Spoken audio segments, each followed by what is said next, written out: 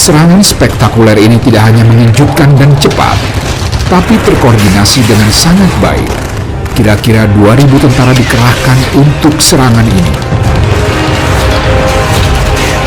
Pada saat bersamaan, beberapa pasukan yang tergabung dalam Komando Divisi 3 di perbatasan Yogyakarta melakukan serangkaian aksi blokade untuk memperlambat gerakan bala bantuan Tiger Brigade di tengah kota. Sayangnya pertahanan di batas kota tidak berlangsung lama. Sekitar jam 12 siang, pasukan bantuan Belanda dari Magelang di bawah komando A. van Santen dari pasukan Anjing Nika dan pasukan Gajah Merah yang merupakan veteran perang di Bali dan Sumatera memasuki Yogyakarta. Mereka langsung melakukan pengejaran dan pembersihan di sudut-sudut kota. Hanya 6 jam saja, pasukan gerilya Indonesia menguasai kota Yogyakarta. Demikian juga dengan banyaknya korban prajurit dan laskar yang gugur untuk menunjukkan eksistensi bangsa Indonesia. Setelah bisa menduduki Yogyakarta, segera pasukan TNI mengirim kabar lewat radio komunikasi di Playen, Gunung Kidul.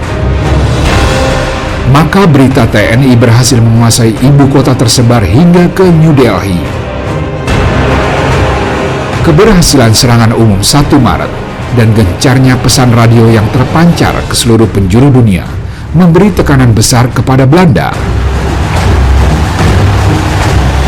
Apalagi saat itu banyak jurnalis Belanda dan media barat yang sedang melakukan peliputan di Yogyakarta.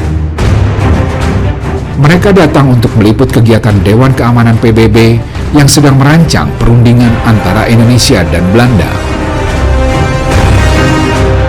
Dewan Keamanan PBB kemudian mengeluarkan maklumat untuk menghentikan perang. Reaksi kecaman terhadap Belanda datang dari penjuru dunia. 14 April 1949.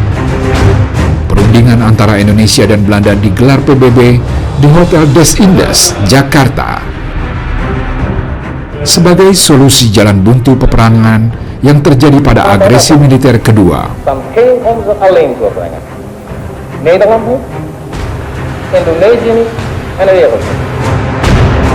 Delegasi Indonesia kala itu diketuai oleh Muhammad Rum,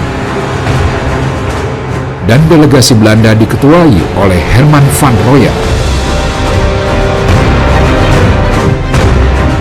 Perundingan berlangsung alot sampai akhirnya ditutup dan ditandatangani kedua belah pihak pada 7 Mei 1949. Perundingan yang kemudian dikenal sebagai Perundingan Rum-Royan ini menyepakati beberapa hal penting. Antara lain, TNI akan menghentikan semua aktivitas gerilyanya. Pemerintah Republik akan menghadiri konferensi meja bundar. Yogyakarta dikembalikan ke tangan Indonesia, dan Angkatan Bersenjata Belanda akan menghentikan segala bentuk operasi militernya serta membebaskan semua tawanan perang.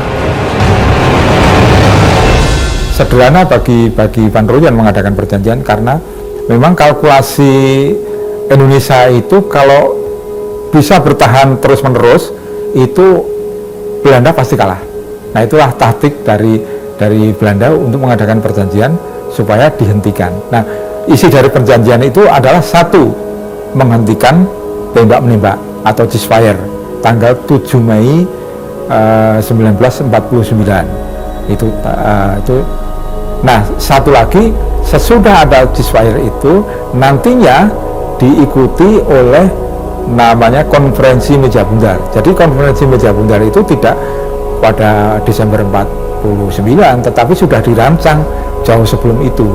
Nah, disitulah maka di dalam perjalanan waktu secara internasional sudah ada kesepakatan supaya tidak ada lagi perang. 29 Juni 1949. Di bawah pengawasan Komisi PBB untuk Indonesia atau United Nations Commission for Indonesia, yang dipimpin oleh Horace Merle Cochrane, pihak Belanda mulai menarik mundur seluruh pasukannya secara serentak dari wilayah Yogyakarta. 1 Juli 1949, Yogyakarta telah kembali berada dalam kekuasaan Indonesia secara utuh. 6 Juli 1949, Bung Karno, Bung Hatta, dan semua pemimpin Republik kembali ke Yogyakarta.